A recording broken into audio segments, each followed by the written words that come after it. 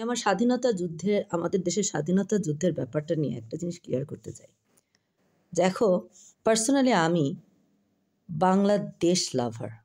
সত্যি কথা বলতে। কারো সাথে পাচ্ছে নাই, কারোর সাথে ঝগড়াঝাটি নাই। আমি বাংলাদেশ নিয়ে মুসলিম বাংলাদেশ নিয়ে আমি সুন্দরভাবে থাকতে চাই। মুসলিম প্রধান দেশ বাংলাদেশ নিয়ে। আমি ছোটবেলা থেকে এই মঞ্চেই বড় হয়েছি। ঠিক আছে? ফ্র্যাঙ্কলি স্পিকিং, আমি আমার দেশের সব রাজনৈতিক দলের সাথেই আমার কোনো ঝগড়াঝাটি নাই। বাট আদর্শের যে দিকটা, সেটার দিক থেকে আমি বাংলাদেশি জাতীয়তাবাদ যেটা, সেটার বিশ্বাস, সেটার সমর্থন বা সেটার মানে সেটা আমাকে আমার ভিতরটাকে আন্দোলিত করে, আমি সেটাকে সাপোর্ট করি। এখন কথা হচ্ছে, ছোটবেলা থেকে আমরা এক কথা শুনতেছি, পাকিস্তানিরা 30 লাখ মহিলা শহীদ হয়েছে, মহিলাদের ধর্ষণ করছে। আচ্ছা, ভালো কথা। এই যে তথ্যটা দিচ্ছ, তার কোনো প্রমাণকে দেখাতে পারবো যে 30 লাখ শহীদের রক্ত 30 লাখই শহীদ হয়েছে, বা যেই নাম্বারটা বলো যে মহিলারা ধর্ষিত হয়েছে, তোমরা ঠিক নাম্বারটা আমাকে কখনোই দেখাতে পারবা? দেখালে সেই ডকুমেন্ট অনুযায়ী কথা বলবো। আচ্ছা, 2 নাম্বার কথা হলো, আমি এই ব্যাপারে একটা ক্লিয়ার এক্সপ্লেনেশন দিছি যে দেখো, আমার মনে কতগুলো প্রশ্ন জাগে। আমার কাছে সবচেয়ে বড় প্রশ্ন যেটা জাগে যে 25শে মার্চের রাত্রে গণহত্যাটা কারা করলো? হ্যাঁ, তুমি বলতে চাচ্ছ যে পাকিস্তানিরা করলো। পাকিস্তানিরা যদি করে, হিন্দু, মুসলমান, বৌদ্ধ, খ্রিস্টান সব ধর্মের মানুষকে মারলো কেন? যাকে পেয়েছে তাকে মারছে। পাকিস্তানিরা তো মুসলমানদেরকে হাত দেওয়ার কথা ছিল না, খালি ধরে ধরে হিন্দু, খ্রিস্টান, বৌদ্ধ 25শে মার্চের রাত্রে মারার কথা ছিল। তা না মেরে গণহারে সব মানুষকে মারলো কারা? এই কথাটা আমি রিটেন বলছি, কারা মারলো? এটা আমার কাছে সবচেয়ে বড় আগে পয়েন্ট হয়। তারপর একটা জিনিস খেয়াল করে দেখো, পাকিস্তানের সাথে তখন বাংলাদেশ মানে শেখ মুজিবুর রহমানের সাথে জুলফিকার আলী ভুট্টোর মনে হয় এখানে ডিসকাশন চলতেছিল। তো ওরা যদি মারামারি করার নিয়তে থাকবে, তো এই ডিসকাশনের মধ্যে এসে এই কাজটা কে করলো? ডিসকাশন চালানোর দরকার কি ছিল? আচ্ছা, তার একটা প্রশ্ন আমার কাজ করে, শেখ মুজিবুর রহমানকে বন্দি করে ধরে নিয়ে গেছে। তুমি একটু চিন্তা করে দেখো তো, বাংলাদেশ পাকিস্তান যুদ্ধ হচ্ছে, শেখ মুজিবকে তারা ধরে নিয়ে গেছে কিন্তু মারে নাই। তুমি একটু যুদ্ধ করার অবস্থা চিন্তা করে দেখো, পাকিস্তান আর আমার যুদ্ধ হচ্ছে, পাকিস্তান এরকম হাতের মুঠায় পেয়ে শেখ মুজিবুর রহমানকে ছেড়ে দিল জীবিত? মেরেই তো ফেলতে পারত, মারে নাই কেন? আমাদের আমাদের 2 নেত্রী, তোমরা একটু আমাকে ক্লিয়ার করো, আমি সঠিক জানি কি না, তারা কি পাকিস্তানে ছিল না? জীবিত ফেরত আসলো কী করে? আরও একটা ব্যাপার চিন্তা করো, যে এই প্রশ্নগুলো যখন আমার মাথার মধ্যে কাজ করে, তখন আমি অবাক হয়ে যাই যে এখানে কোনো একটা গড়বড় আছে। এটা ইনভেস্টিগেশন করে বের করো, কে আছে, কারা আছে, কীভাবে হয়েছে। আমি আমার মানে যারা তখন যুদ্ধে ছিল, আমি তো আর ছিলাম না, আমি তাদের মুখে শুনি যে আইয়ুব খান আর ইয়াহিয়া খান এক না, 2 জন 2 রকম। আইয়ুব খানের কিন্তু অনেক পজিটিভ ওয়ার্ক বাংলাদেশে আছে, অস্বীকার করতে পারবে না। বাট ইয়াহিয়া খানকে কেউ পছন্দ করে না, 2 জনই কিন্তু পাকিস্তানি। আচ্ছা, আরেকটা ব্যাপার দেখো, সব সময় শুনি কি পাকিস্তান আমাদের ডিপ্রাইভ করছে। বাংলাদেশের আদমজি জুটমির সবচেয়ে বড় পাটকল কার আমলে হয়েছে? বাংলাদেশ আমলে হয়েছে, পাকিস্তান আমলে হয়েছে। যেহেতু আমি তখন ছিলাম না, যা শুনি তাই বিশ্বাস করি, কিন্তু আমার এই প্রশ্নগুলোর উত্তরটা বের হওয়া জরুরি।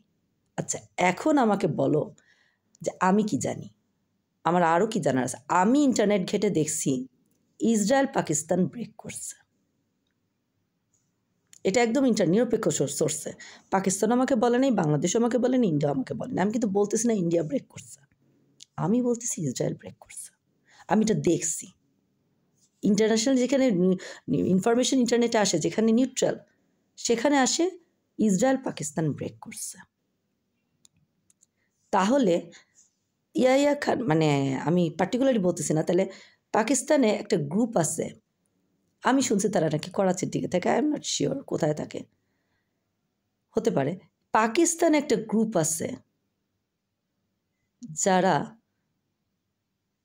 নিশ্চয়ই ইসরায়েলের এজেন্ট, তারা পাকিস্তানটাকে ব্রেক করছে।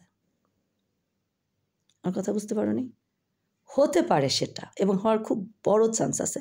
প্রমাণটা কি দেখো, আমেরিকা হেল্প পাঠাচ্ছে পাকিস্তান, মানে এই যুদ্ধের সময় আমি শুনছি আমেরিকার নৌবহর আসতেছে, এরকম একটা কথা শোনা গেছে না?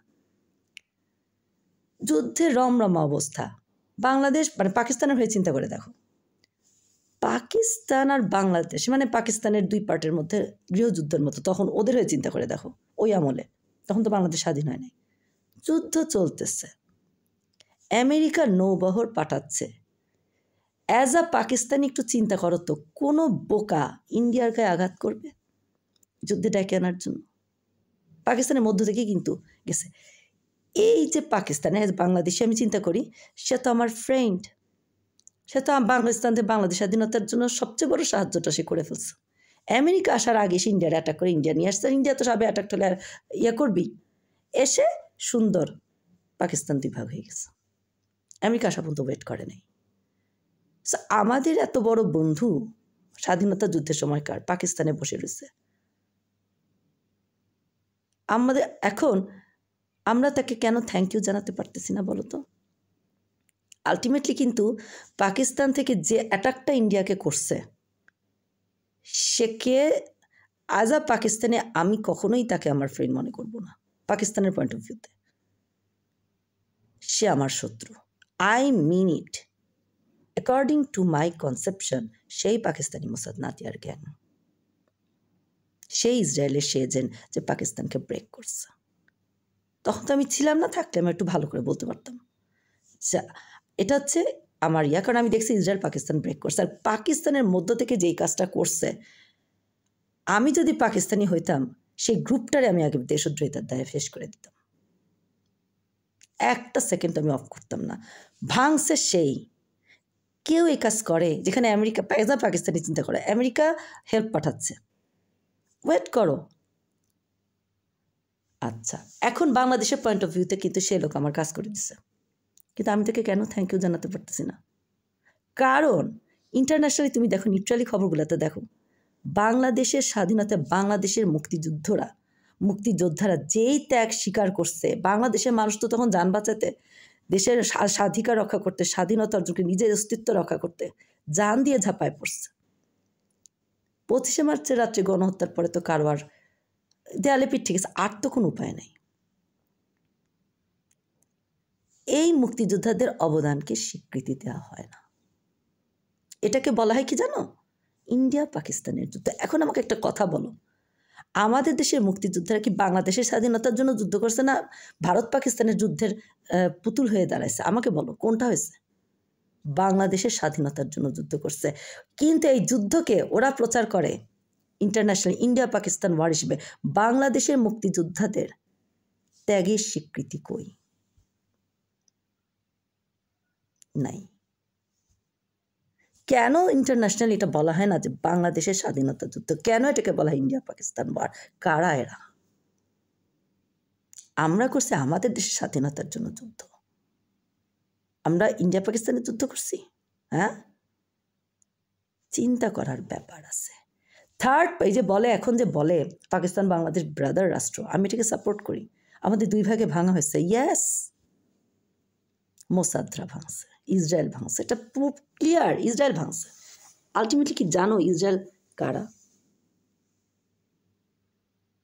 লর্ড ক্লাইভের এজেন্ট, যেই ব্রিটিশ, আমাদের ব্রিটিশের ইস্ট ইন্ডিয়া কোম্পানি, ব্রিটিশের রাজ পরিবার আর ইস্ট ইন্ডিয়া কোম্পানি আবার এক নাম। তোমরা দেখছো না যে একটা সিনেমা লগন, দুই ভাই বোন দুই রকম, এটা কিন্তু আসলেও সত্যি। এই ব্রিটেনেই দুই ধরনের লোক আছে, এই ব্রিটিশদের মধ্যে দুই ধরনের লোক আছে। একজন আমাদের মানে হিউম্যানিটি, ওই বোনটার মতো, আর একটা হচ্ছে ভাইটার মতো। ওই ভাইটার মতো হচ্ছে লর্ড ক্লাইভ।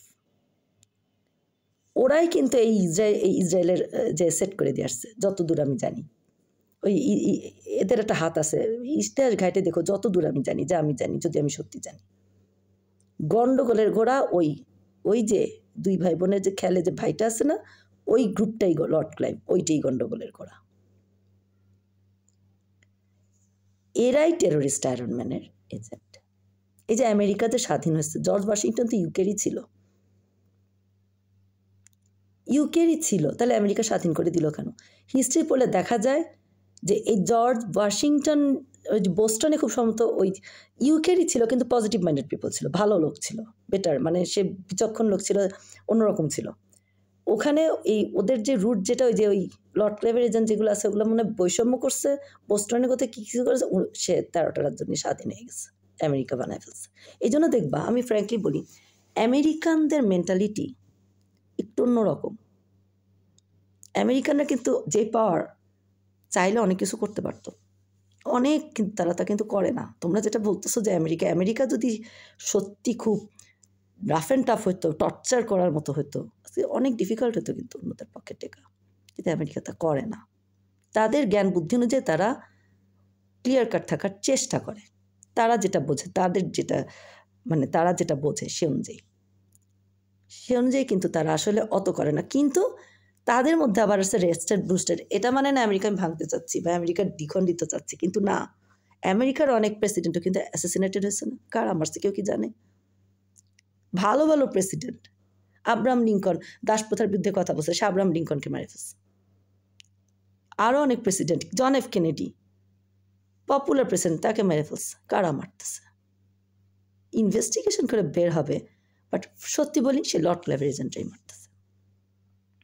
দেখো বের করে, ওই একটা দজ্জালের গোষ্ঠী, একটা শয়তান গ্রুপই পুরা পৃথিবীটাকে অশান্তি বানায় রাখছে। এই যে মালাইকাররা যা করতেছে, এই যে বাংলাদেশ ইন্ডিয়ার মধ্যে প্যাচটা লাগাই দিচ্ছে, তুমি কি মনে করো ইন্ডিয়া এতটাই জঘন্য? ইন্ডিয়া তো তখনই বাংলাদেশ নিয়ে নিতে পারতো না, এত নাই, পাকিস্তানকে সাইন করে দিয়ে দিচ্ছে। কিন্তু মালাইকাররা গ্যাংয়ের তা হজম হয়নি, ওই লর্ড ক্লেভের এজেন্টের তা হজম হয়নি। বুঝতে পারছো? ওই তারা ইন্ডিয়াতে, ওই তাদের এজেন্ট যেগুলো পাকিস্তানে আছে সেগুলোই অ্যাটাক করে ইন্ডিয়ারে ডেকে নিয়ে আসছে। এটা আসলে সব দেশেই এদের এজেন্ট আছে, দজ্জালের এজেন্ট। আমি কেন বলতেছি আমি ওই এজেন্ট দিয়ে খুব এফেক্টেড? তুমি খেয়াল করে দেখো, এই মোনামি ঘোষ আমার সামনে চট্টগ্রাম দখল করে ফেলে, চট্টগ্রাম বলে ওদের। বুঝতে পারছো? যেদিন পাকিস্তান আর তুরস্ক আসছে, মোনামি ঘোষের আওয়াজটা বন্ধ হয়ে গেছে। কিন্তু এখন পাকিস্তানিরা, টার্কিরা, মুসলিম কান্ট্রিরা তা আমাদের স্বাধীনতার পক্ষের শক্তি হয়ে কাজ করতেছে। পিছনটা আনতেছো কেন? বুঝতাম, বড় বড় গলায় কথা বুঝতাম, যদি মোনামি ঘোষ আমাদের চট্টগ্রাম বলে ডাক না দিত। মালাইকাররাকে দিয়ে টেররিস্ট আয়রন ম্যান, ইন্ডিয়ান মালাইকাররা দিয়ে আমার লাইফ হ্যাম্পার না করতো। আমার কোর্টের টাকা আটকায় রাখছে, অবৈধ ভারতীয়রা না থাকলে কারা আটকায় রাখছে? পাকিস্তানিরা তো আটকায় রাখে নেই, রাইট? কাজী উল্টাপাল্টা কথা বলবা না, বুঝছো? পাকিস্তানের এগেনস্টে এই মুহূর্তে কথা বলা মানে হচ্ছে বাংলাদেশের স্বাধীনতার বিপক্ষে কথা বলা, ইন্ডিয়ার পক্ষে কথা বলা, আরও অ্যাকুরেটলি মাফিয়ার পক্ষে কথা বলা। বুঝতে পারছো? হ্যাঁ, এখন তুমি আমাকে একটা কথা বলো, তার প্রমাণ দেখো। শেখ হাসিনার আমলে যেই ছাত্র আন্দোলনটা হয়েছে, বিরক্ত চোটে বলে ফেলছে আমরা রাজাকার হব, আমরাই রাজাকার। মানুষের মধ্যে পাকিস্তানের প্রতি ভালোবাসা আছে, সত্যের জয় হয়, বুঝছো? আমরা রাজাকার বলে ফেলছি। আল্লাহ না করুক, লেবু যদি বেশি কষতে শুরু করো, ফট করে যদি বাংলাদেশি বলে ফেলে আমরা পাকিস্তান হবো, তখন তো বিপদে পড়বা। পার্সোনালি আমি কিন্তু এটা চাই না যে পাকিস্তান বাংলাদেশে একই আবার পাকিস্তান হোক। তার কিছু কারণ আছে, হ্যাঁ। কেন এমন অবস্থা যে মাঝে মাঝে মানে এত চেতন বাংলাদেশের মানুষ কিন্তু পাকিস্তান লাভার, যতই করো আন্তরিকভাবে ভালোবাসে, এসব খেপায়ও না। বেশি লেবু কষলে না ফট করে বলে দিবে যে পাকিস্তান হব, তখন হা করে বসে থাকবা, কোনো উপায় থাকবে না। আমরা রাজাকার যেভাবে মুখ দিয়ে বাইরে গেছে, ফট করে যদি বলে বসে আমরা পাকিস্তান হব, তখন কই যাবা? বাংলাদেশের মানুষরা আসলে পাকিস্তান লাভার। তুমি ক্রিকেট ম্যাচগুলোতে দেখো না, এমনিও দেখো না, এটা বোঝা যায়। আচ্ছা, এখন আমি বলি কেন আমি কখনো আমরা পাকিস্তান হব এটা সাপোর্ট কেন করি না, এটা শোনো। দেখো, বাংলাদেশ আর পাকিস্তান ধরো আরেকবার পাকিস্তান হয়ে গেল, সমস্যাটা কী হবে জানো? আবার ওই দজ্জালের এজেন্ট দুইটার মধ্যে প্যাচ লাগাবে, বারবার তালাক হওয়া রিস্কি। পাকিস্তান হয়তো ডিপ্রাইভ করবে না, বাংলাদেশও হয়তো ঝামেলা করবে না, কিন্তু তারা এই যে ওয়াসওয়াসা লাগাবে। খালি মোনামি ঘোষ আর পিছনে শুধু পাকিস্তান না, তুরস্ক আসছে, কাতার, সবাই আসছে, তার মধ্যে 30 লাখ শহীদের লাগাই দিছে। তোমার কাছে ডকুমেন্ট কি? বুঝতাম মোনামি ঘোষ যদি চট্টগ্রাম না করতো, তার মানে ইন্ডিয়া দখল করতে পারবে না, মনে জ্বালা লাগতেছে? হ্যাঁ, আমার কোর্টের টাকা আটকায় রাখছে এই অবৈধ ভারতীয় সন্ত্রাসীগুলো, আমি চাক্ষুষ দেখছি এটা কত বড় ডেঞ্জারাস। এখন ধরো আমি যদি পাকিস্তানের হাতে পরাধীন হই, তবু তো এটা মুসলিম কান্ট্রির হাতে পরাধীন হবো। ইন্ডিয়াতে পরাধীন হলে বাবরি মসজিদ ইনসিডেন্ট দেখো না যে ইন্ডিয়ান মুসলমানদের কি অবস্থা। এইটা চিন্তা করে যদি বাংলাদেশের মানুষ ফট করে বলে ফেলে পাকিস্তান প্রথম যাবা কই, কাজে এ ধরনের কথা বইল না। আরেকটা কথা আমি তোমাকে বলি, এখন আমি বলি কেন আমি পাকিস্তান আর বাংলাদেশ এক হওয়া সাপোর্ট করি না, মানে এক দেশ হওয়া সাপোর্ট করি না, কারণ আবার ঝগড়া লাগাবে। বুঝতে পারছো? ব্রাদার স্টেট ভেরি গুড, দুই ভাই দুই তালায় রয়েছে, পরস্পর পরস্পরকে যার যার মতো সংসার করতেছে, পরস্পর পরস্পরকে হেল্প করতেছে, স্ট্রং হতেছে, ভেরি গুড।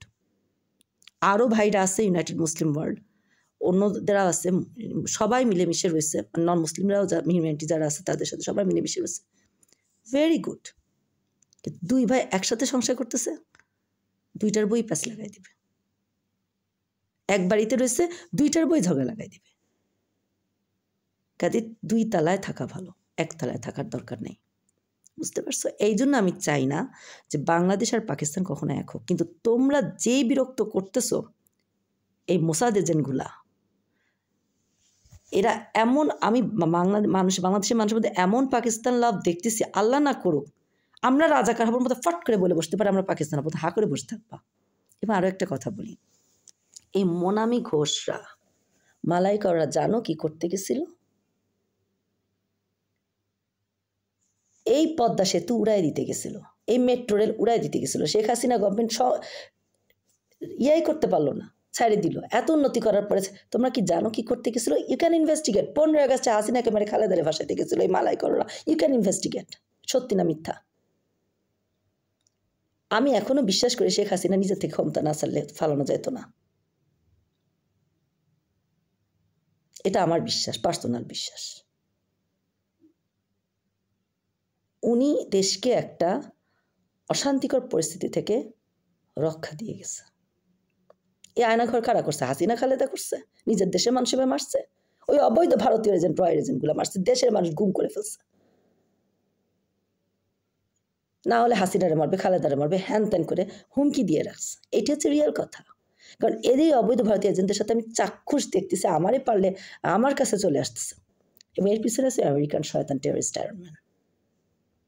সে আমেরিকার সাথে, বললাম না, ডিএলসি এজেন্ট, দজ্জালের চর একটা।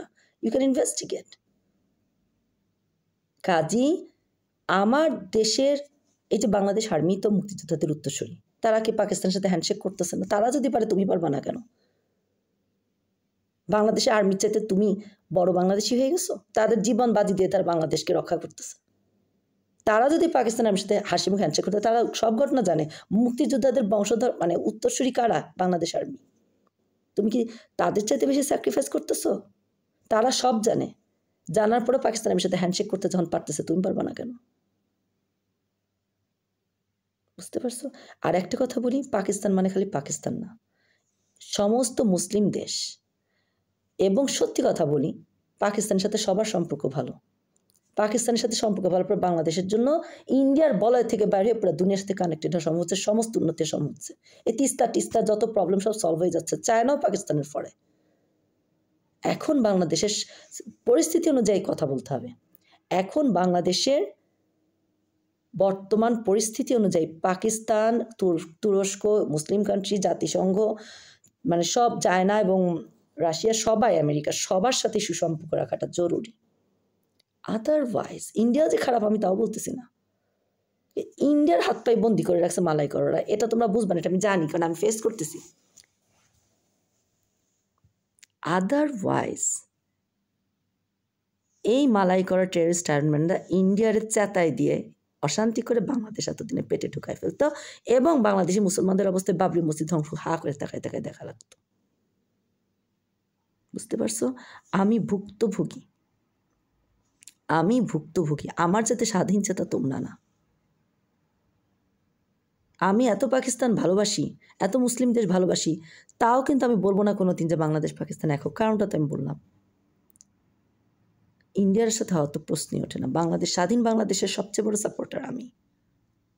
আর আমরা একটা স্বাধীন চেতা জাতি, কারোর সাথে আমরা আসলে ওই পরাধীনভাবে থাকতে পারবো না, কিন্তু সবার সাথে বন্ধুত্ব রাখতে পারবো, এটা আমাদের নেচার। কিন্তু মালাইকাররাদের ষড়যন্ত্র থেকে সাবধান। এখন পাকিস্তানের বিরুদ্ধে কথা বলবো, ইন্ডিয়ার পেটে ঢুকে যাবা, কাজী সাবধান, এই সুযোগ দিও না। Thank you.